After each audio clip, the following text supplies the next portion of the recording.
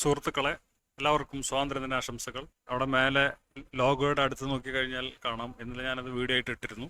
ഇപ്പോൾ 1947 Christian colonial ശക്തികൾ India വിട്ടുപോയി. രണ്ടാം ലോക മഹായുദ്ധത്തിൽ യൂറോപ്പിൽ ക്രിസ്ത്യന്മാർ തമ്മിൽ തല്ലി ലക്ഷക്കണക്കിന് ആളുകൾ മരിച്ചു. അപ്പോൾ അത് കാരണം അവർ പാപ്പരായി. ക്രിസ്ത്യൻ അധിനിവേശ ശക്തികൾ ഇന്ത്യ വിട്ടു പോവുകയാണ് ഉണ്ടായത്. അങ്ങനെയാണ് നമുക്ക് സ്വാതന്ത്ര്യം കിട്ടുന്നത്. ഇത് പറയുമ്പോൾ ചിലർക്ക് വിഷമമുണ്ടാകും. മുഗളന്മാരെ നിങ്ങൾക്ക് മുസ്ലിം രാജാക്കന്മാരെന്ന് വിളിക്കാമെങ്കിൽ ടിപ്പു സുൽത്താനെ നിങ്ങൾക്ക് മുസ്ലിം രാജാക്കന്മാരെന്ന് വിളിക്കാമെങ്കിൽ ശിവജി ഹിന്ദു രാജാവാണ്, അത് സംഖ്യകൾ അംഗീകരിക്കുന്നതാണ്. ട്രാവൻകൂർ ഹൈന്ദവ രാജാവാണ്. അപ്പോൾ അവരും ക്ഷേത്രങ്ങളും എല്ലാ രാജാക്കന്മാർ ചെയ്യുന്ന എല്ലാ കാര്യങ്ങളും അവരും ചെയ്തിട്ടുണ്ട്. ടിപ്പു സുൽത്താൻ ഒരു സ്വാതന്ത്ര്യ സമര സേനാനിയാണെന്ന് പറയാറുണ്ട്. എനിക്കതിൽ താല്പര്യമില്ല. കാരണം അദ്ദേഹത്തിന്റെ രാജ്യം സംരക്ഷിക്കാൻ വേണ്ടി പോരാടിയ ആളാണ്. ബ്രിട്ടീഷുകാരുടെ അധീനതയിൽ നിൽക്കാൻ അദ്ദേഹം ഇഷ്ടപ്പെട്ടില്ല. അദ്ദേഹം പോരാടി മരിച്ചു. മറ്റുള്ളവർ ബ്രിട്ടീഷുകാർക്ക് കപ്പം കൊടുത്തിട്ട് അവർ പറഞ്ഞതനുസരിച്ച് ജീവിച്ചും മരിച്ചു. നമ്മൾ മിഡിൽ ഈസ്റ്റിൽ കാണുന്നത് പോലെ ക്രിസ്ത്യൻ അധിനിവേശ ശക്തിയെ അമേരിക്ക എതിർത്ത സദ്ദാം ഹുസൈൻ തൂക്കിലേറ്റപ്പെട്ടു. ക്രിസ്ത്യൻ എന്ന് പറയുമ്പോൾ ചിലർക്ക് വിഷമമുണ്ടാകും. ആ വിഷമം തന്നെ മുസ്ലിങ്ങൾക്കും ഉണ്ടാകുന്നുണ്ട്. അത് ഇവര് മനസ്സിലാക്കുന്നില്ല. നമ്മൾ അതേ രീതിയിൽ നാണയത്തിൽ തിരിച്ചടിക്കണം. അങ്ങനെയാണ് മതേതരത്വമൊക്കെ ഉണ്ടാവുന്നത്. തീർച്ചയായിട്ടും ഒരുപാട് കുഴപ്പങ്ങൾ മുസ്ലിങ്ങൾക്കുണ്ട്. 1947 ഇവിടുത്തെ ക്രിസ്ത്യാനികളല്ലാത്തവർക്ക് സ്വാതന്ത്ര്യം കിട്ടി. പക്ഷെ ഇന്നും കേരളത്തിലെ ക്രിസ്ത്യാനികളെ, പ്രത്യേകിച്ചിട്ടും കത്തോലിക്കരെയൊക്കെ നിയന്ത്രിക്കുന്നത് റോമിൽ നിന്നാണ്. ഈ ബാക്കിൽ കാണുന്ന ഫോട്ടോ കണ്ടാൽ തന്നെ നിങ്ങൾക്കറിയാം, ദൈവം, പിന്നെ അത് കഴിഞ്ഞ പോപ്പാണ്, പോപ്പ് കഴിഞ്ഞ കർദിനാളാണ്, കർദിനാൾ കഴിഞ്ഞ ആർക്ക് ബിഷപ്പാണ്, ആർക്ക് ബിഷപ്പ്, ബിഷപ്പ്, പ്രീസ്റ്റ്. ഇപ്പോൾ റോമിൽ നിന്നും നിയന്ത്രിക്കുന്ന അവരുടെ കീഴാളന്മാരായ ഒരുപാട് ആളുകൾ കേരളത്തിലും ഇന്നും ജീവിക്കുന്നുണ്ട്. ക്രിസ്ത്യാനികൾ എന്നാണ് അവരെ വിളിക്കുക. മെയിനായിട്ട് റോമൻ കാത്തലിക്കാണ്. ഓർത്തഡോക്സുകാരും പ്രൊട്ടസ്റ്റന്റുകാരും ഒക്കെ അങ്ങനെ ചെയ്യുന്നില്ല എന്നാണ് എനിക്ക് തോന്നുന്നത്. അപ്പോൾ എനിക്ക് ക്രിസ്ത്യാനിറ്റിയെ പറ്റി കൂടുതൽ അറിയില്ല. തീർച്ചയായിട്ടും മുസ്ലിങ്ങൾ മക്കയിൽ പോകാറുണ്ട്. മുസ്ലിങ്ങൾക്ക് അങ്ങനെ ഒരു ഹൈറാർക്കി ഇല്ല. അവർക്ക് നേരെ ദൈവം എന്നുള്ള രീതിയിലാണ്, അള്ളാഹുമായി ഡയറക്റ്റ് ആണ് കണക്ഷൻ. പക്ഷെ കുഴപ്പങ്ങൾ എന്താണെന്ന് വെച്ച് കഴിഞ്ഞാൽ, ഇസ്ലാമിന്റെ കുഴപ്പം എന്താണെന്ന് വെച്ച് കഴിഞ്ഞാൽ, അള്ളാഹുവിന് അറബി മാത്രമേ അറിയുള്ളൂ. അറബിക്കൊരു പ്രാധാന്യം ഇസ്ലാമിലുണ്ട്. അത് തീർച്ചയായിട്ടും ഒരു വൃത്തികെട്ട വിശ്വാസമാണ്. എല്ലാം അതിൻ്റെതായ രീതിയിൽ നമ്മൾ കാണേണ്ടി വരും. മുസ്ലിം സ്ത്രീകൾ ദുരിതം അനുഭവിക്കുന്നതായിട്ടൊക്കെ പറഞ്ഞിട്ട് ആഘോഷിക്കുന്നുണ്ട്. ഇതിൽ പർദ്ദ എന്തുകൊണ്ടാണ് അടിച്ചമർത്തപ്പെടുന്ന വസ്ത്രമാണെന്ന് ധരിക്കുന്നതെന്ന് എനിക്കറിയില്ല. കേരളത്തിൽ ആരും അരക്കുമേലെ മറച്ചിരുന്നില്ല. അന്ന് മുസ്ലിങ്ങളായിരുന്നു അരക്കുമേലെ മറച്ചിരുന്നത്. അപ്പൊ അന്നും ഇതൊക്കെ ഒരു അടിച്ചമർത്തപ്പെടൽ എന്ന് കണക്ക് കൂട്ടിയിരുന്നു. അതേ ആളുകൾ ഇന്ന് പർദ്ദയാണ് അടിച്ചമർത്തപ്പെടൽ എന്ന് പറയുന്നുണ്ട്. അപ്പോ അതൊരു വൈരുദ്ധ്യമാണ്. നാളെ ചിലപ്പോൾ ഇവർ പർദ്ദ അടിച്ചമർത്തലിന്റെ അടയാളമല്ല എന്ന് പറഞ്ഞേക്കാം. തിരൂരങ്ങാടിക്കടുത്ത വന്നിയൂരിലെ പുരാതന ജന്മി കുടുംബമായിരുന്ന കപ്രാട്ട് പണിക്കരുടെ അടിച്ചു തളിക്കാരി ചക്കി മമ്പ്രം സയ്യിദ് അലവിയുടെ സഹായത്തോടെ ഇസ്ലാം മതം സ്വീകരിച്ചു. മതം മാറി ചക്കി മാറുമറച്ച് വസ്ത്രമണിഞ്ഞ് ജോലി ചെയ്യാൻ തുടങ്ങി. കീഴ്ജാതിക്കാരിയായ ജോലിക്കാരി മാറുമറച്ചത് പണിക്കർക്ക് ഇഷ്ടപ്പെട്ടില്ല. പണിക്കർ ആയിഷയുടെ വസ്ത്രങ്ങൾ കീറിയെറിഞ്ഞു. താൻ മതം മാറിയെന്ന് ചക്കിയുടെ രോദനം പണിക്കർ ചെവികൊണ്ടില്ല. ആയിഷ സയ്യിദ് അലവിയുടെ അരികിലേക്ക് പരാതി ബോധിപ്പിച്ചു. പിന്നീട് അലിയുടെ ആശീർവാദത്തോടെ 7 മാപ്പിള യുവാക്കൾ കോവിലകത്ത് കയറി പണിക്കരെ വധിച്ചു.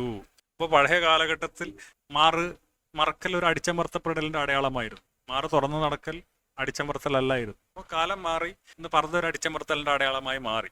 ശരിക്കും പർദ്ദ സ്വാതന്ത്ര്യമാണ്. സ്വന്തം ഭർത്താവിന്റെ മുന്നിലൂടെ ആരുടെ കൂടെയും, സ്വന്തം കാമുകന്റെ കൂടെയും പോകാനുള്ള സ്വാതന്ത്ര്യം മുഖം മറച്ചിട്ടുള്ള പർദ്ദ നൽകുന്നു. എനിക്കൊക്കെ നാട്ടിലൂടെയൊക്കെ നടന്നു പോകുമ്പോഴൊക്കെ ആൾക്കാരുടെ അസൂയയും കുശുമ്പും ഒക്കെ പറയുന്ന നാട്ടുകാരത്തെ എനിക്ക് തീരെ ഇഷ്ടമല്ല. അപ്പൊ അവന്മാരുടെ മുന്നിലൊക്കെ, എൻ്റെ പെങ്ങന്മാരൊക്കെ പർദ്ദ ധരിച്ച് കണ്ണു മറച്ച് പോകുന്നതിന്റെ കാരണം എന്താണെന്ന് വെച്ച് കഴിഞ്ഞാൽ, ഈ നാട്ടുകാരെ, കൺട്രികളെ ഒന്നും കാണണ്ട, അവരുമായിട്ട് വർത്തമാനം പറയണ്ട എന്നുള്ളത് കൊണ്ടാണ് അവർ മെയിനായിട്ട് പർദ്ദ ധരിച്ച് പോകുന്നത്. അല്ലാതെ എൻ്റെ പങ്കാളി മുഖം മറക്കാറില്ല, പർദ്ദ ധരിക്കാറുണ്ട്. അപ്പോൾ അവരാരെയും നിർബന്ധിക്കുന്നില്ല. ശരിയാണ്, പലർക്കും ഫാഷൻ വസ്ത്രങ്ങൾ ധരിക്കാൻ ആഗ്രഹം ഉണ്ടാകും. അപ്പൊ അങ്ങനെ ധരിക്കാൻ ആഗ്രഹിക്കുന്നവർക്ക് പർദ്ദ ഒരു പ്രശ്നമാണ്. അത് കാരണം ഇപ്പൊ ഏതെങ്കിലും ഒരു സ്ത്രീ പർദ്ദ ധരിക്കാതെ വീട്ടിൽ നിന്ന് ഇറങ്ങിയാൽ, അല്ലെങ്കിൽ സോഷ്യൽ മീഡിയയിൽ ഒരു വീഡിയോ ഇട്ടാൽ ആക്രമിക്കുന്ന താലിബാനികൾ ഇവിടെ ഇഷ്ടം പോലെയുണ്ട്. അതൊരു വലിയൊരു പ്രശ്നമാണെന്നുള്ള കാര്യത്തിൽ തർക്കമൊന്നുമില്ല.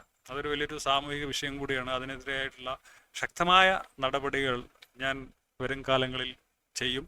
അതോടൊപ്പം പർദ്ദ, ചിലർക്ക് വസ്ത്രങ്ങളില്ലെങ്കിൽ, എപ്പോഴും നല്ല വസ്ത്രങ്ങൾ ധരിക്കാൻ കഴിവില്ലാത്തവരുണ്ടാകും. എല്ലാ കാര്യങ്ങൾക്കും ഗുണങ്ങളുണ്ട്, ദോഷങ്ങളുണ്ട്. അപ്പൊ ഇതിന്റെ ഒരു ഗുണം എന്താണെന്ന് വെച്ച് കഴിഞ്ഞാൽ, അറബികൾ വെള്ള വസ്ത്രം ധരിക്കും, സ്ത്രീകൾ കറുത്ത വസ്ത്രം ധരിക്കും. അപ്പോൾ അത് യൂണിഫോമാണ്. അപ്പോൾ ഇന്ന് അറബികൾ പർദ്ദയിലൊക്കെ ഡിസൈനൊക്കെ ചെയ്തിട്ട് 2000-10,000 പർദ്ദയൊക്കെ ധരിക്കാറുണ്ട്. ഇതിൽ നല്ല രത്നങ്ങളൊക്കെ വെച്ച്. അപ്പോൾ പർദ്ദയിൽ തന്നെ ഒരു ഫാഷൻ സംസ്കാരം അറബികൾ ഇപ്പോൾ കൊണ്ടുവന്നിട്ടുണ്ട്. പക്ഷെ നമ്മുടെ നാട്ടിൽ പുറത്തു പോകുമ്പോൾ നന്നായിട്ട് മുടി ചെയ്യുകയും ബ്യൂട്ടി പാർലറിലൊക്കെ പോയി മുടി നന്നാക്കി മിക്കി മുഖം ഒരു ഫാഷൻ ഷോ പരേഡ് റോഡിലൂടെ നടത്തേണ്ട കാര്യമില്ല. ഒരുപാട് പൈസ ലാഭമാണ്. പിന്നെ എപ്പോഴെങ്കിലുമൊക്കെ കുളിച്ചാൽ മതി.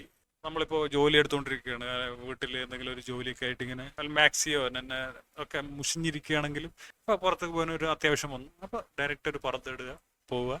സംഗതി സിമ്പിളാണ്. നമ്മുടെ നാട്ടുകാരുടെ മുന്നിൽ ആ മാന്യത കിട്ടും. നമ്മുടെ വസ്ത്രത്തിൽ ചെളിയുണ്ടോ വൃത്തികേടുണ്ടോ എന്നൊന്നും മറ്റുള്ളവർ അറിയില്ല.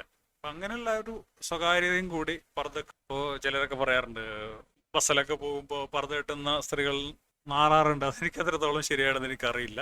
ചില അത് അവരുടെ സൗകര്യത്തിന് വേണ്ടിയിട്ട് ഉപയോഗിക്കുന്നുണ്ട്. അപ്പം പർദ്ദ ഒരു സൗകര്യപ്രദമായൊരു വസ്ത്രം കൂടിയാണ് അങ്ങനെ നോക്കും. അങ്ങനെ സൗകര്യം ആഗ്രഹിക്കുന്നവർക്ക് പർദ്ദ ഇടാം. ഇപ്പം എല്ലാവരും എപ്പോഴും ഇങ്ങനെ മുടി ചീകി ഒക്കെ മുടിയിൽ ഒരുപാട് കലാപരിപാടികളൊക്കെ നടത്തിയിട്ട് പോകാൻ എല്ലാവർക്കും സാധിക്കണമെന്നില്ല. ഇപ്പോൾ ഡെയിലി ജോലിക്കാരൊക്കെ ആണെങ്കിൽ അതുകൊണ്ടാണ് ആളുകളൊക്കെ ഇപ്പോൾ ഈ ചുരിദാറൊക്കെ ഓപ്റ്റ് ചെയ്യുന്നത്. അപ്പം അങ്ങനെയുള്ളവർക്ക് പർദ്ദ ധരിക്കാവുന്നതാണ്. പക്ഷെ ഫാഷൻ താല്പര്യമുള്ള ആളുകളുണ്ടാവും. അപ്പോൾ അവർക്ക് അവരുടെ ഫാഷൻ, അവരുടെ സൗന്ദര്യമൊക്കെ ആ നാട്ടുകാരെ കാണിക്കാൻ അവർക്ക് ആഗ്രഹിക്കുന്നുണ്ടാവും.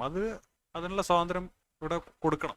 അത് അനുവദിക്കാതിരിക്കാൻ പറ്റില്ല. കാരണം ഈ ഹാജിയാർമാർ വലിയ പൈസക്കാർ ആളുകൾ ഹജ്ജിന് പോകുന്നത് തന്നെ നാട്ടുകാരെ കാണിക്കാൻ വേണ്ടിയിട്ട്, നാട്ടുകാരെ ഞെട്ടിക്കാൻ വേണ്ടിയിട്ടാണ്. അപ്പം അങ്ങനെ നാട്ടുകാരെ ഞെട്ടിക്കാൻ വേണ്ടിയിട്ട് വലിയ കാറുകളും വലിയ വീടുകളും ഒക്കെ ഉണ്ടാക്കുന്ന ആളുകൾ, അതിന് സ്വാതന്ത്ര്യം നൽകുന്ന മതം എന്തുകൊണ്ട് പെണ്ണിന് നാട്ടുകാരെ ഞെട്ടിക്കാൻ, ഇപ്പം മിക്ക സ്ത്രീകളും മറ്റുള്ള സ്ത്രീകളെ ഞെട്ടിക്കാൻ വേണ്ടിയിട്ടാണ് അവർ പല ഏച്ചുകെട്ടലുകളൊക്കെ നടത്തി അട്രാക്റ്റീവ് ആകുന്നതെന്നാണ് പറയുന്നത്.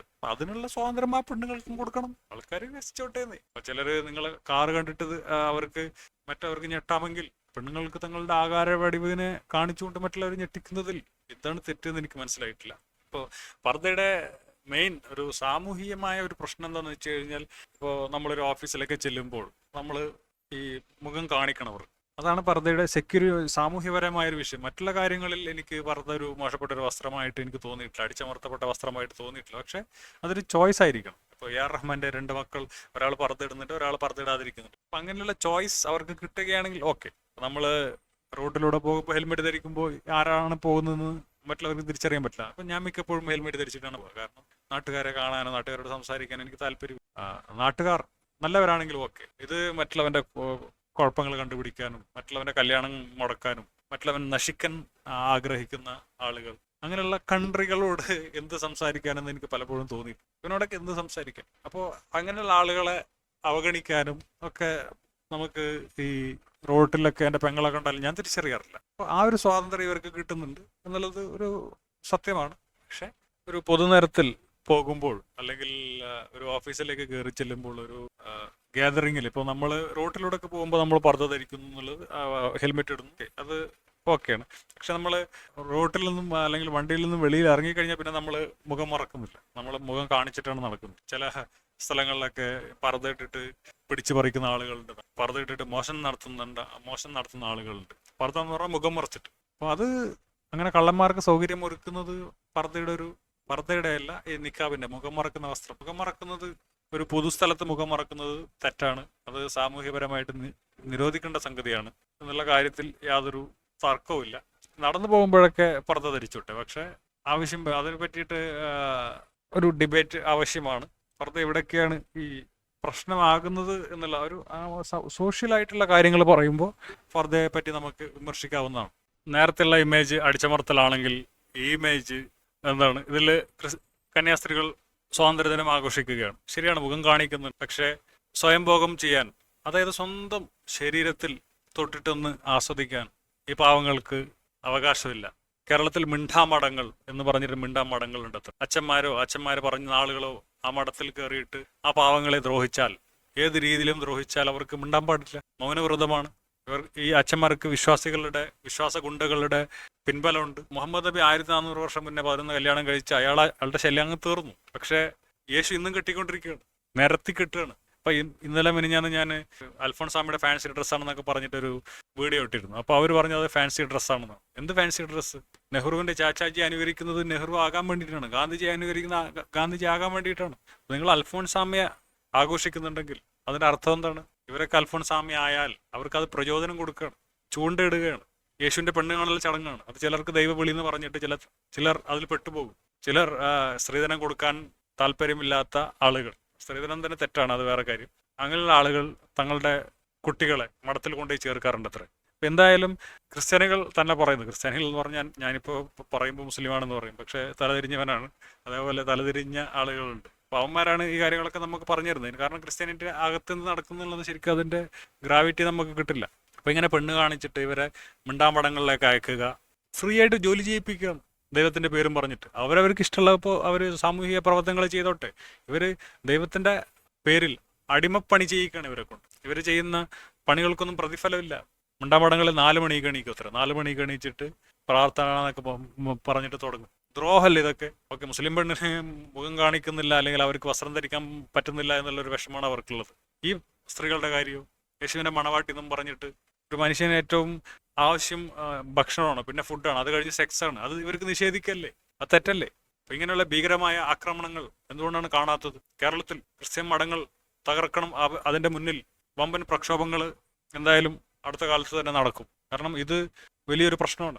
ശരിയാണ്, മുസ്ലിങ്ങളുടെ വിവാഹപ്രായം അതിപ്പോൾ ഇന്ത്യയിൽ നിയമം കൊണ്ട് നിരോധിച്ചു. ഇനി പരസ്യമായിട്ട് ചെയ്യാൻ പറ്റില്ല, രഹസ്യമായിട്ടും ചെയ്യാൻ പറ്റില്ല. ആരെങ്കിലും കേസ് കൊടുത്താൽ കൊടുക്കും, പോക്സോ കേസാവും. പക്ഷെ ഇതിനെതിരെ ഒരു നിയമമില്ല. നിയമങ്ങൾ കൊണ്ടുവരണം. ചോയ്സ് അല്ലേ എന്ന് ചോദിക്കും. അങ്ങനെ ചോയ്സ് എന്ന് പറഞ്ഞിട്ട് എന്ത് തമിഴ്നാട്ടിലും ചെയ്യാൻ പറ്റുമോ? ഇല്ലല്ലോ. സമൂഹത്തെ പേടിച്ചിട്ടും കന്യാസ്ത്രീയായിട്ട് അതിൻ്റെ അകത്ത് നിൽക്കുന്നവരുണ്ട് ഒരുപാട്. ഈയിടെ ഒരു കന്യാസ്ത്രീ ആത്മഹത്യ ചെയ്തു. എന്തുകൊണ്ടാണ്? അവർക്ക് സമൂഹത്തോട് മല്ലിടാൻ, പോരാടാൻ പേടിയാണ്, ഭയമാണ്. അതുകൊണ്ട് അവർ ആത്മഹത്യ ചെയ്തിട്ട് ഇല്ലാതാവുകയാണ്. നേരത്തെ പർദ്ദയുടെ വിഷയം പറഞ്ഞപ്പോൾ ഒരു കാര്യം പറയാൻ മറന്നുപോയി.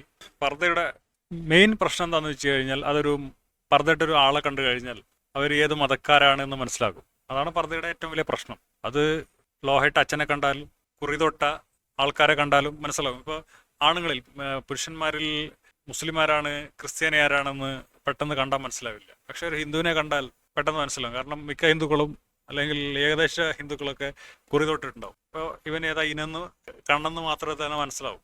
അതേപോലെ പർദ്ദ മതവേഷമാണെന്നുള്ളൊരു പോരായ്മയുണ്ട്. അതാണ് പർദ്ദയുടെ ഒരു പോരായ്മയായിട്ട് എനിക്ക് തോന്നിയിട്ടുള്ളത്. അത് മറ്റുള്ളവരുടെ സമ്മർദ്ദത്തിൽ ധരിക്കുകയാണെങ്കിൽ അതും പർദ്ദയുടെ ഒരു പോരായ്മയാണ്. പിന്നെ മുഖം മറക്കുന്ന ഐഡൻറ്റിറ്റി പ്രശ്നം, പലരും കക്കാനും മറ്റുള്ള കാര്യങ്ങൾക്കൊക്കെ അത് ഉപയോഗിക്കും. പക്ഷേ മുസ്ലിങ്ങളിൽ വേറൊരു ഒരുപാട് ഗുണങ്ങളുണ്ട് മുസ്ലിങ്ങൾക്ക്. കാരണം ഇസ്ലാമിൽ വിവാഹമോചനം ഒരു വിഷയമല്ല. ഇപ്പം എൻ്റെ വീട്ടിലൊക്കെ നോക്കുകയാണെങ്കിൽ അവരുടെ പേരൊക്കെ ഒന്ന് ഉമ്മാമയുടെ 2 പേരുണ്ടാവും. ഒന്ന് ഉമ്മാമയുടെ പേര്, ഇപ്പം അബ്ദുൽ ഖാദർ ഒരു ഒറ്റ പേരാണ് അത്ര. പക്ഷെ ഞങ്ങളിവിടെയൊക്കെ പരിഗണിക്കുന്നത് 2 പേരായിട്ടാണ്. ദുബായിലെത്തിയപ്പോഴാണ് അത് ഒരു ഒറ്റ പേരാണെന്ന് മനസ്സിലായത്. ഇപ്പോൾ എൻ്റെ അനിയൻ്റെ പേരാണെങ്കിൽ അപ്പോൾ ഇവർക്കൊക്കെ 2 പേരുണ്ടാവും. അതേപോലെ പെണ്ണുങ്ങൾക്ക് 2 പേരുണ്ടാവും. ആയിഷ, ഫർഹാന. ആയിഷ എന്നുള്ളൊരു പേരുണ്ട്, ഫർഹാന എന്നുള്ള പേരുണ്ട്. ഇപ്പം സ്വാഭാവികമായിട്ടും ആയിഷ എന്നുള്ളത് ഈ വ്യക്തിയുടെ അച്ഛൻ്റെയോ അമ്മയുടെയോ മാതാവിൻ്റെ പേരായിരിക്കും. അതേപോലെ തന്നെയാണ് ആണുങ്ങൾക്കും അവരുടെ പേരിൻ്റെ കൂടെ കൂട്ടിച്ചേർക്കുന്ന പേര് പിതാവിൻ്റെ പേരായിരിക്കും. ജയ ബച്ചൻ, ഐശ്വര്യ റായ് ബച്ചൻ എന്നുള്ള രീതിയിലൊക്കെ നമുക്ക് കാണാറുണ്ട്. അതേപോലെ നാട്ടിലും. അപ്പോൾ ഇനി ഇവർ ഡിവോഴ്സ് ചെയ്തിട്ട് വേറൊരാളെ കല്യാണം കഴിച്ചാൽ അവർ വീണ്ടും പേര് മാറ്റുകയാണ്. അപ്പോൾ ഇംഗ്ലീഷിൽ തന്നെ നോക്കിക്കഴിഞ്ഞാൽ മിസ്സിസ് എന്ന് പറഞ്ഞാൽ മിസ്സിസ് ബച്ചൻ എന്ന് പറഞ്ഞാൽ അപ്പോൾ അവരുടെ ഐഡൻറ്റിറ്റി തന്നെ നഷ്ടപ്പെടുകയാണ്. കല്യാണം കഴിഞ്ഞു കഴിഞ്ഞാൽ അവരാരാണ് എന്നുള്ളതല്ല. അപ്പോൾ ഭർത്താവിൻ്റെ ഒരു ആട് പോലെ ആണ് ഇവർ കണക്കൂട്ടുന്നത്. ഡിവോഴ്സൊക്കെ ഇപ്പോഴാണ് മുസ്ലിം സമുദായത്തിലൊക്കെ വന്നു തുടങ്ങിയത്. മുമ്പൊക്കെ ഡിവോഴ്സ് ഇല്ല. ഒന്നുകിൽ സതി, ആത്മഹത്യ ചെയ്യുക, തീയിൽ ചാടി ചാവുക, ഭർത്താവിൻ്റെ ചിതയിൽ ചാടി ചാവുക, അല്ലെങ്കിൽ മരണം വരെ ഈ കുരിശ് തലയിലേറ്റുക എന്നുള്ളതാണ് അവരുടെ മുന്നിലുള്ള ഏകപ്പോം വഴി. ആ കാര്യങ്ങളിലൊക്കെ നോക്കുമ്പോൾ മുസ്ലിങ്ങൾക്ക് ഒരുപാട് മെച്ചങ്ങളുണ്ട്.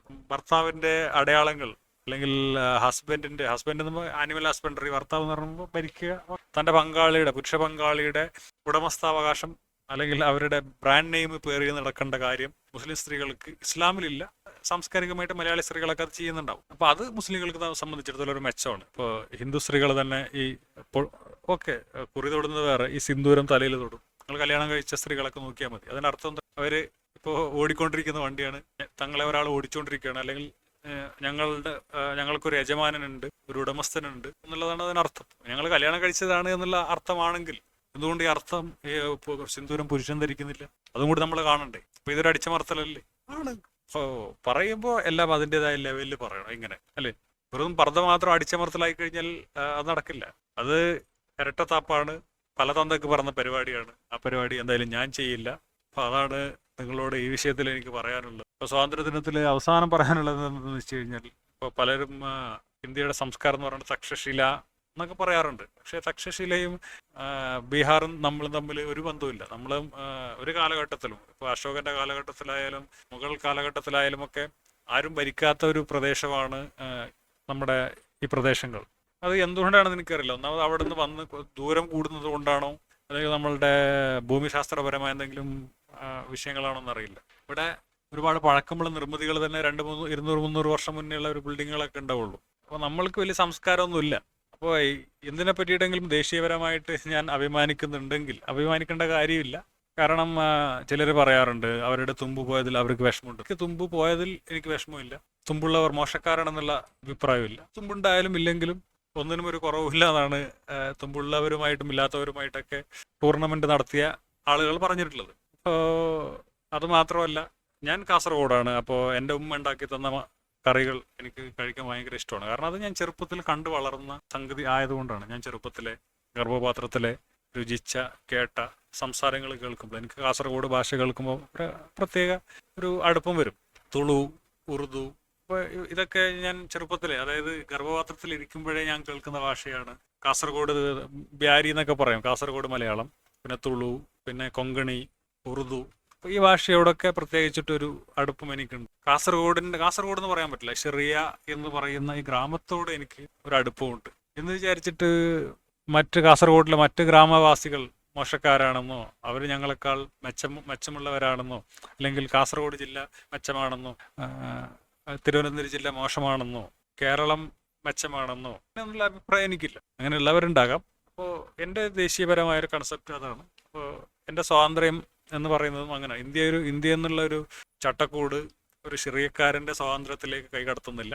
അപ്പോൾ ഇന്ത്യ എന്നുള്ള രാജ്യത്ത് എന്തൊക്കെ നടക്കണമെന്ന് തീരുമാനിക്കാനുള്ള അവകാശം ഷിറിയക്കാരനായ എനിക്ക്, അല്ലെങ്കിൽ ഞങ്ങൾ വോട്ടിട്ട് ജയിപ്പിക്കുന്ന ആൾക്ക്, ഞങ്ങൾ എം പി ആയിട്ട് പച്ചവർഗീയത പറയുകയാണെങ്കിൽ, ഇപ്പം ഞാൻ ന്യൂട്രലായിട്ടാണ് വോട്ടിട്ടത്, നോട്ടക്കാണ്. അപ്പോൾ എന്തായാലും ഞങ്ങളുടെ പ്രതിനിധിയായിട്ട് കേന്ദ്രത്തിൽ പാർലമെന്റിൽ പ്രസംഗിക്കുന്നതും അവിടെ ഞങ്ങളെ പ്രതിനിധീകരിക്കുന്നത് നായനായ ഉണ്ണിത്താനാണ്. ഇപ്പം എന്നും എല്ലാവർക്കും ജാതി പറയാമെങ്കിൽ ഞാനും ജാതി പറയും. നായന്മാർക്ക് വേണ്ടിയിട്ട് പ്രത്യേകിച്ചിട്ട് ഉണ്ണിത്താനൊന്നും ചെയ്യാത്തിടത്തോളം കാലം നമുക്ക് അയാളെ വിമർശിക്കേണ്ട കാര്യമൊന്നുമില്ല. അയാൾ നായനോ വേറെ വല്ല ജാതിയോ ഒന്നായാലൊന്നും നമുക്കൊരു കുഴപ്പമില്ല.